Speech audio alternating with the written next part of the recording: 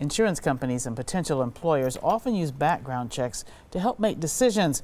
But what happens if the information about you is wrong? The I-Team's Courtney Garish discovered mistakes on those in-depth reports could be costing you money. Courtney. Experts say it happens way more often than we think. Insurance providers buy data from third parties to help determine scores for clients. One Milwaukee man's premium skyrocketed. That's when he found out his report was loaded with errors.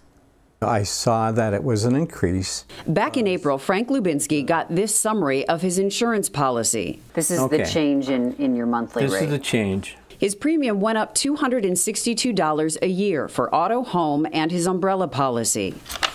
But at first, no one could tell him why. That's the only reason we found this out was because we kept digging. His insurance bases its pricing decisions in part on information it gets from a third party.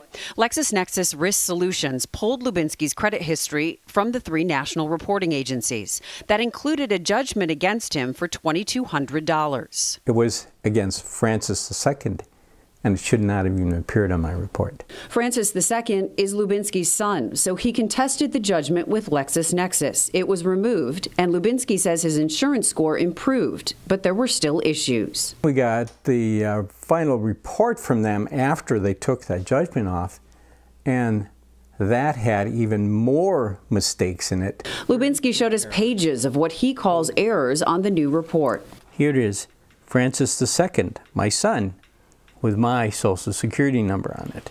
This one too. This is a problem that has plagued computer science from the very beginning. Marquette Assistant Professor Shayan Guha is a computational social scientist. He points out raw data can't provide context. If you've got 2 people with the same names, how do you differentiate? The best that we've been able to do is provide additional data and context to make sure that we know those relationships.